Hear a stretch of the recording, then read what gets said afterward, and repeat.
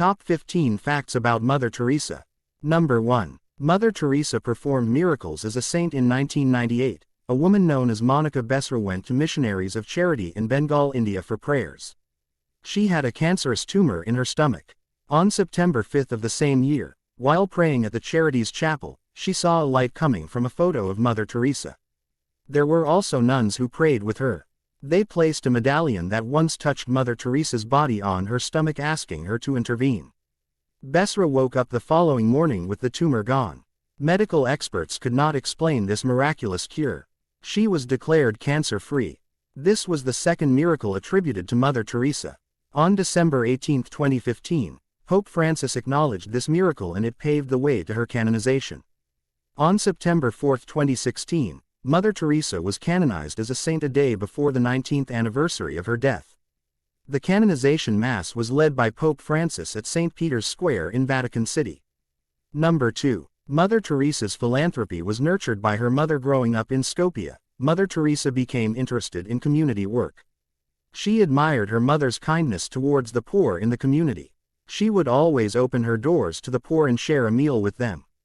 Mrs. Boyajwe is said to have told Mother Teresa never to eat alone, to always share the little she had with other people. After her father's demise, Mother Teresa grew closer to her mother, a staunch believer in charity work. This act of service bonded the two women, nurturing selflessness in Mother Teresa. Number 3. Mother Teresa sang in the choir in her early life. Mother Teresa attended a primary school run by nuns. She later went to a government-run high school. As a devoted Catholic, she attended the local church where she joined the Sacred Heart Choir. She was so good that she would often be asked to sing solo verses.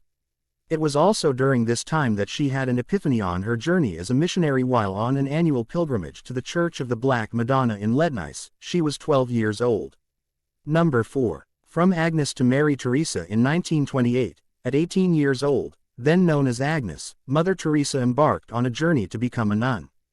She joined the Sisters of Loreto in Dublin, Ireland. It was here that she took up the name Teresa in honor of Saint Therese of Lisieux. Number 5. Mother Teresa. The Train and the Vision. In 1946, Mother Teresa, then based in Calcutta, went for a retreat in the Himalayas.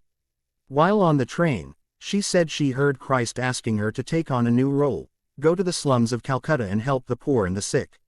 She was then a teacher. It was not an easy decision. She was bound by the oath of obedience and could not leave the convent without official permission. After 2 years of lobbying, her request was granted, and she stepped out of the convent adorning the famous blue and white sari. She took a 6-month medical training to equip herself with basic skills. After a successful training, she headed to Calcutta's slums with a single mission: to show love to the poor and the sick. Number 6. Mother Teresa founded the Order of the Missionaries of Charity. The year 1950 saw the birth of the Missionaries of Charity. This group was formed by Mother Teresa under the Catholic Church in a quest to spread the call for help and care for the less fortunate in the community. 15 years later, her good work reached Pope Paul VI. He granted her group the Decree of Praise. This enabled the expansion of the mission globally. She started off with 13 members. Today, the mission has grown to over 4,000 members, 610 foundation and thousands of volunteers worldwide. Number 7. Mother Teresa had brutal critics. Not everyone believed in Mother Teresa's cause. There were those that believed she was hiding behind helping the poor and the sick. One such critic was Christopher Hitchens, an English-American journalist and writer. He questioned Mother Teresa's efforts in advocating for the sick and poor as a means of enriching the mighty and powerful in society. He claimed that Mother Teresa was wrong in accepting alms and other forms of support from wealthy people who had questionable characters. Hitchens referred to Mother Teresa as a religious propagandist who found comfort in the pain of others. This was in reference to Mother Teresa's homes for the dying. He said that the home did not seek to provide medical relief, instead it was a cult of death and suffering. By the time he died, Hitchens had published over 30 books, among them The Missionary Position, Mother Teresa in Theory and Practice. Number 8. Mother Teresa's take on abortion and contraceptives was harsh. Mother Teresa, a staunch Catholic and humanitarian, was also a big supporter of some controversial doctrines by the Church. She opposed the use of contraceptives, endorsed a no vote for the Irish referendum on divorce and remarrying.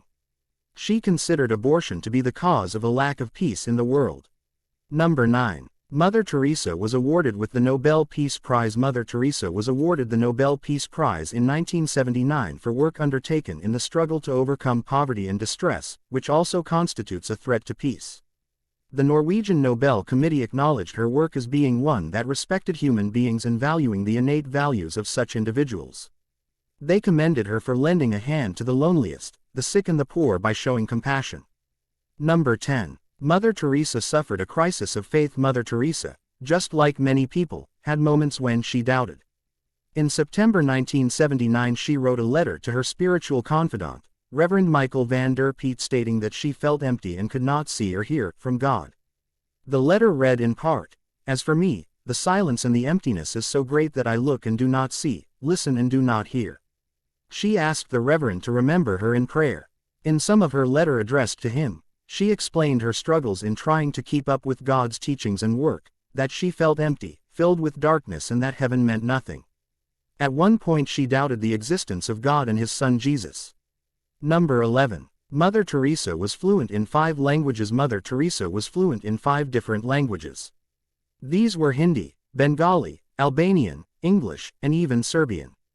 While learning one language is hard enough, a great benefit of her speaking multiple languages was being able to communicate with people from all across the globe.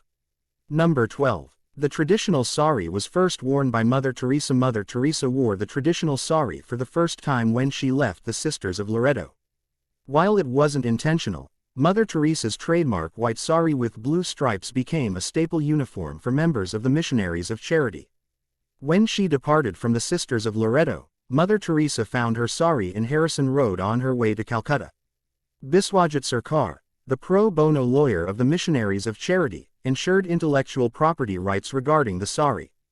Number 13. Mother Teresa's net worth during the time of her life is unknown. The New York Times published that Mother Teresa's organization was, in fact, one of the richest in the world, and most of the money she had was actually stored in safety.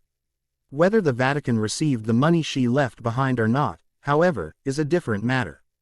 Number 14. Mother Teresa did not force conversion of religion on anyone. Mother Teresa did not force anyone to convert to the Roman Catholic religion, despite being a devout follower. However, there are reports that resurfaced years after her death claiming malpractice and forced conversion. As it stands, in Mother Teresa's words, she had done none of that. Naveen Chawayu, her biographer, once asked if she had ever converted anyone. She replied, "Yes, I do convert. I convert you to be a better Hindu, a better Christian, a better Catholic, a better Sikh, a better Muslim. When you have found God, it's up to you to do with him what you want." Number 15. Mother Teresa's successor was Sister Maria Nirmala. Sister Nirmala became the head of the Missionaries of Charity after Mother Teresa's death, succeeding her as Superior General. It was also acknowledged that Sister Nirmala had malaria and subsequent fevers.